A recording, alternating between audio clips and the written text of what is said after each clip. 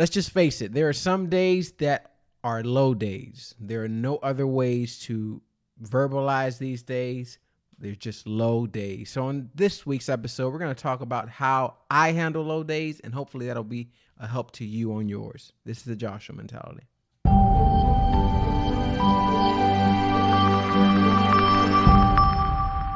Hello and welcome to another week of the Joshua Mentality. I am your host, Joshua Washington, and I want to welcome you all back to another week. It's so good to see you all here on this fantastic hump day. So if you are in your car or you're at your home or you're in the office listening, I want to thank you for tuning in again this week.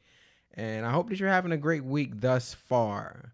It's been kind of rainy down here in Florida, rainy and humid. The summer would have it no other way here in Florida. But I hope if you're in Florida or wherever you are, I hope you're having a wonderful summer. As we continue in our weekly countdown, we're in week 27 this week, and listen to this, y'all. We are 1 week away from the official halfway mark. We are 1 week away from the halfway mark. Can you believe that, man? I know I say this every week, but I promise you, it's not some kind of, what do you call those, bits? It's not one of those things. I am literally shocked every week when I have to look up and realize how fast these weeks are passing. So, you know how I like to do at the beginning of every episode. So I would have it no other way but to give you the weekly update. Hopefully that's causing some sense of urgency in your week. I know it usually does for mine. All right. Switching gears, there's a lot I think to update you all on that's going down in my life. I am in the middle of what's called a transitional season. Now, sometimes transition seasons suck, for lack of a better term. I think that's the godly term. They absolutely suck. But then there are some other ones that are actually quite exciting. So I am happy to report this is actually one of those exciting seasons, even though there are transition seasons, even though there's a lot I don't know.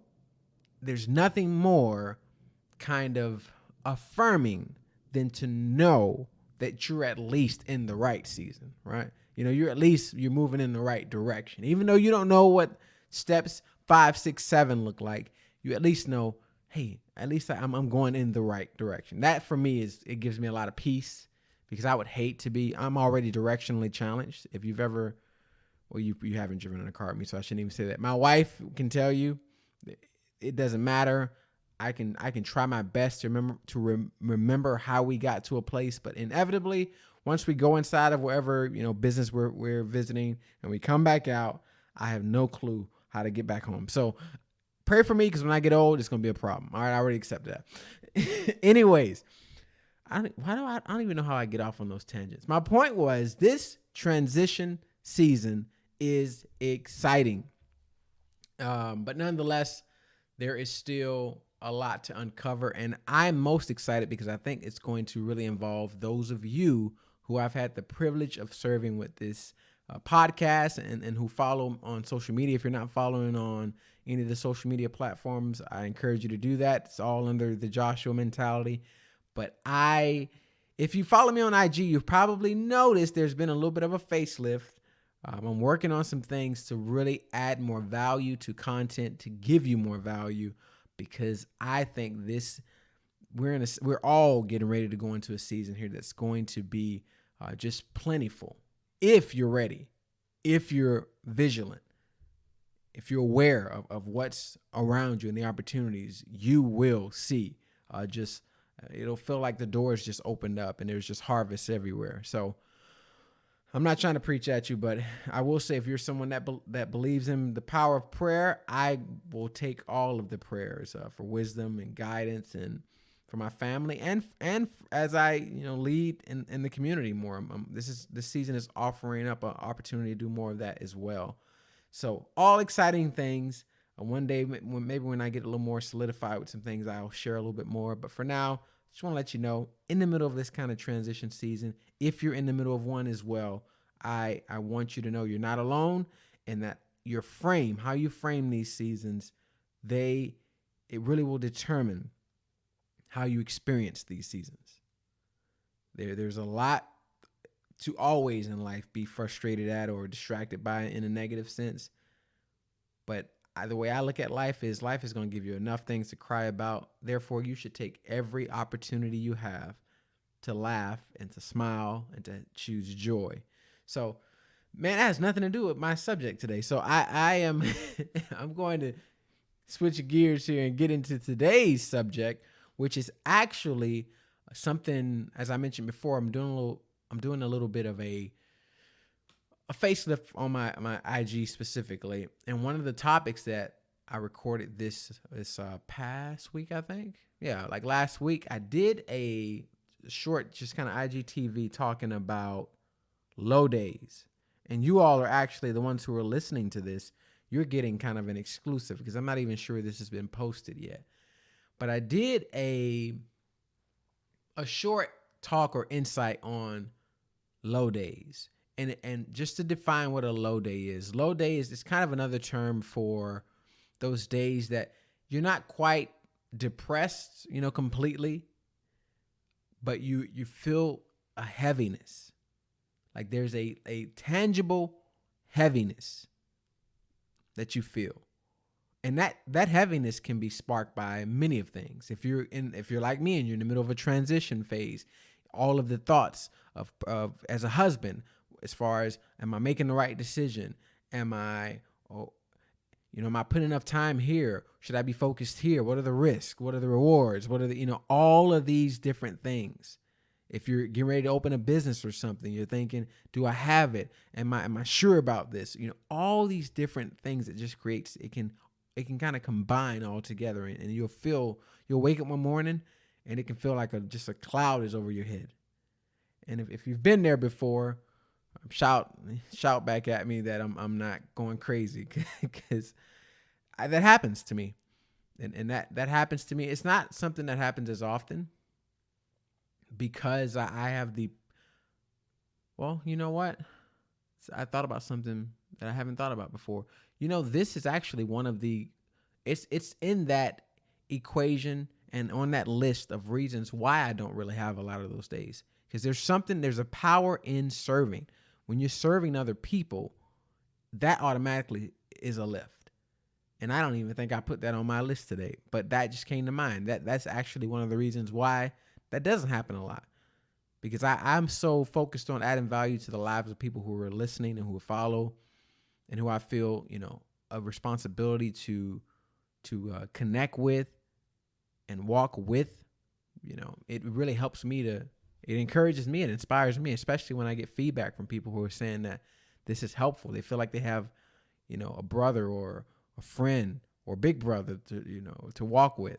So while those days don't happen as often, they still happen.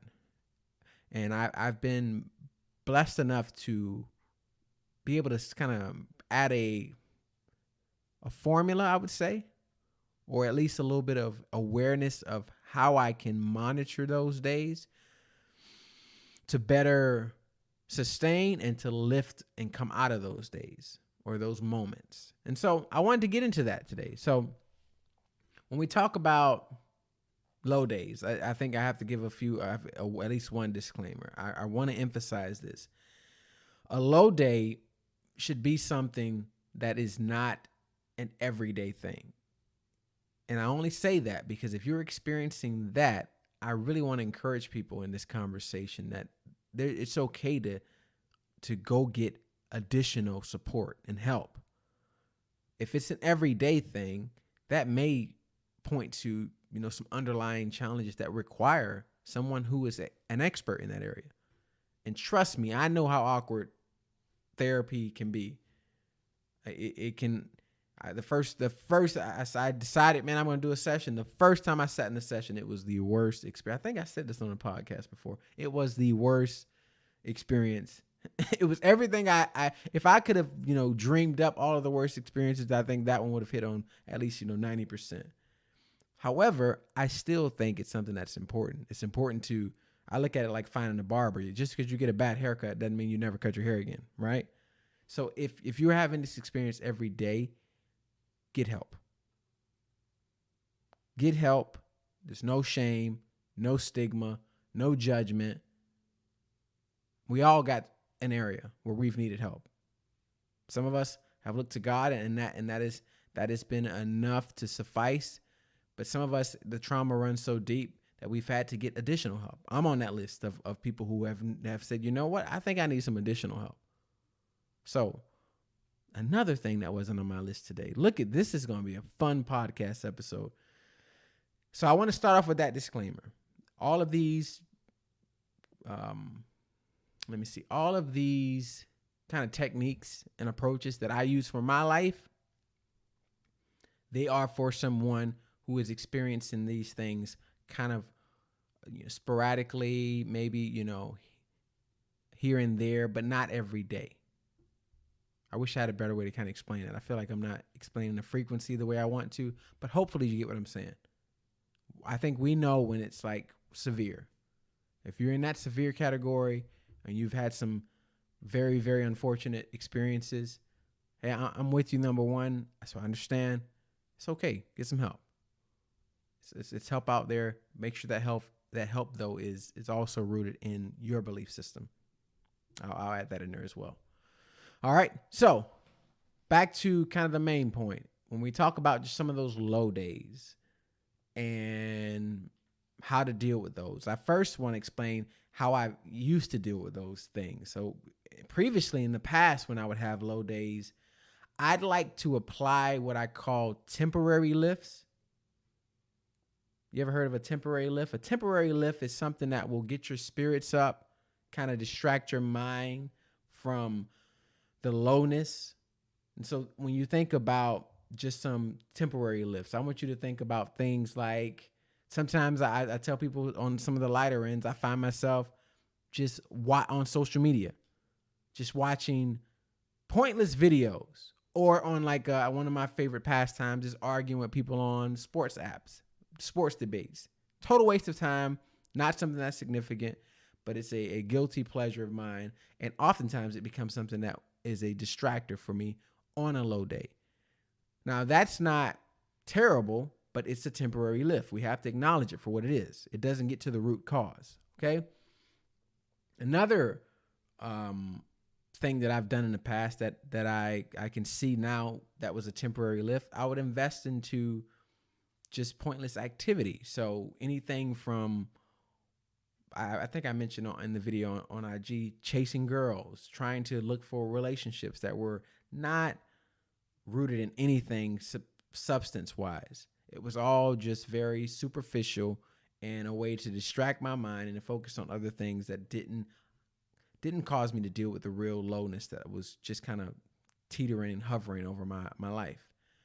Another thing is I mentioned on there is we use substances, whether it's alcohol, whether it's pornography, whether it's shopping, whether it's, you name it, you fill in the gap. My point is, if you can name it, it can probably be used as a temporary lift. Here's the challenge with temporary lifts, though. Temporary lifts, yes, they may work. And for me, some of these did work for a little bit, but it's inevitable. At some point, that temporary lift will expire, and eventually it will leave you, or you will find yourself left lower than you were in the first place. Let me say that again. You'll have a temporary lift. It will, what's that scientific term for it? It will release the endorphins to help you kind of feel like you have relief. And then before you know it, that little high, that's the only way to really describe it. That temporary high will fade, and you will find yourself in the fetal position lower than you were before, even if you're not physically in the fetal position. But you get what I'm saying. Emotionally, spiritually, you'll find yourself there. I've been there. Great elation for a moment, but you're always lower. It always takes from you more than what it gives. I don't know why the darn latest Wonder Woman movie is coming to my mind now. Maybe because my wife and I watched it the other day. That's a great metaphor. Sometimes my metaphors suck, but this one I think is a good one. In that movie, they had this little wishing. If you haven't seen it by now, I'm sorry. Too bad. You've had time. They had this little wishing rock that they make wishes on, and it grants their wish, but it takes something from them. That is the example of temporary lifts. It will grant your wish of relief, but it will take something from you. And usually it just takes more of your energy, more of your peace. It takes more of your self-control, and you're left lower than where you were in the first place. You have to get that. Before we even get into some of the things that I've done that help, you got to get this one point. And that's, if you are using temporary lifts to try to get yourself out of these low days or low trends, I encourage you to acknowledge it for what it is, because you need to be aware of what you're doing. That's one of the first steps to changing, because change is all about habits. So you got to be aware of what are your habits, and then what's the first step. Don't try to think about all the steps. What's the first step you need to take to change that habit? All right. I'm trying to think of an example why I say that. But I guess we'll get into that when we get into some of the things that have helped. So I won't get caught up on that. All right. So since then I've grown, and what I've learned since that kind of season of my life, I've learned some techniques that help me now deal with low days better, because they still happen and they will happen. It's a part of life. We're not always at our best self when our feet hit the ground, so don't feel like you're abnormal. Low days are a normal part and challenge of life. Okay. And if anyone's telling you they don't have any, then I don't know. Maybe we'll bring them on the podcast and they can tell us how they never have any, but I'm willing to bet everyone has them. Okay. So some things that have worked for me.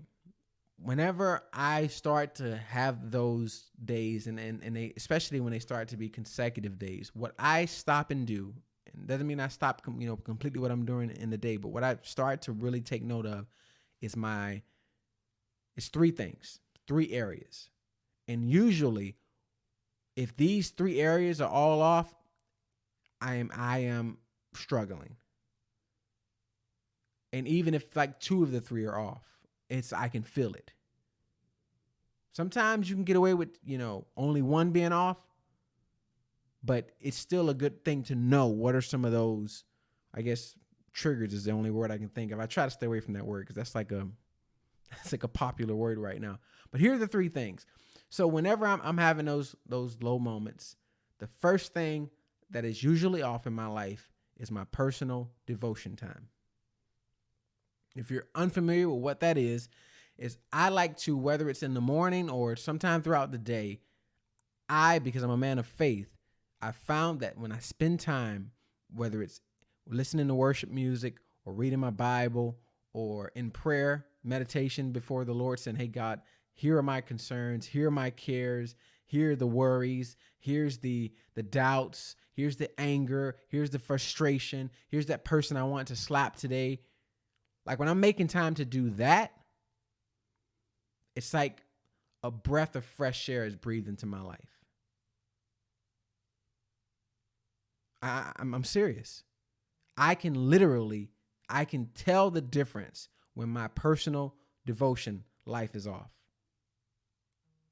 And I know this may sound like very simplistic. And maybe you're listening to this and you're not even a believer, but I will tell you, you have a personal devotion time to something or someone.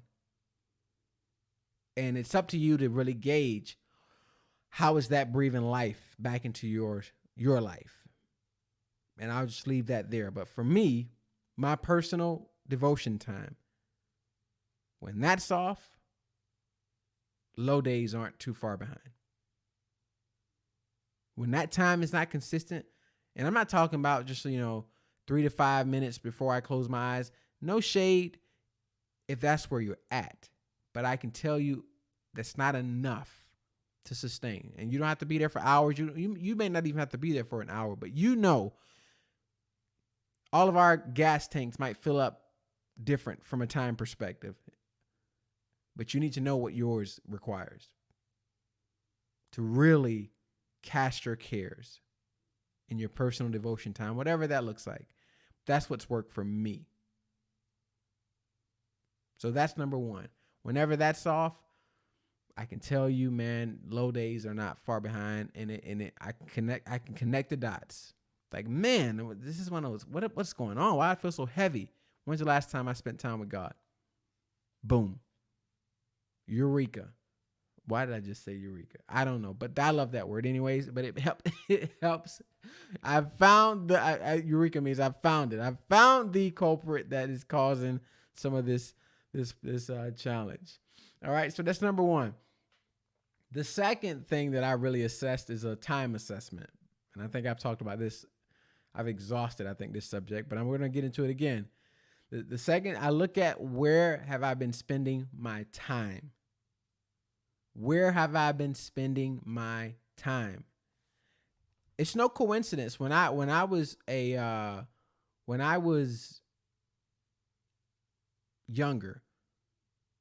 I'm trying to think around what time, what age frame this was specifically, but it's around that age frame where you're building kind of your outlook on the opposite sex, where I begin to build my outlook on girls. It's no coincidence that because I was spending my time watching things that I shouldn't be watching, it's no coincidence that began to impact my outlook on every girl I'd see or want to talk to. And it would impact my outlook on relationships and the quality of relationships and the ability to sustain and commit. So why am I telling you that? I'm telling you that because whatever we invest our time into will impact our outlook and our environment and experience in life.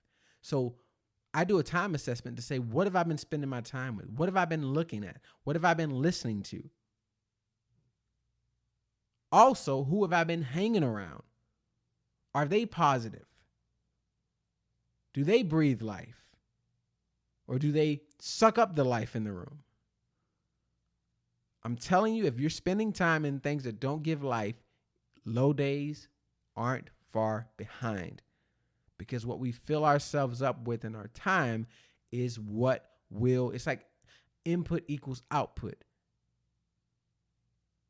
But sometimes the things that we're surrounding ourselves with, it just becomes our environment. That's what stands out to us. When you go buy a car, it's the reason why when you drive off the lot, you start to see that car a lot more. And when you're spending your time in negativity all day or in heaviness all day or watching this and that's not giving life to you, is a reason why when you leave your house, all you're going to see is those things. And heaviness, low days will follow. So those are two of the biggest ones.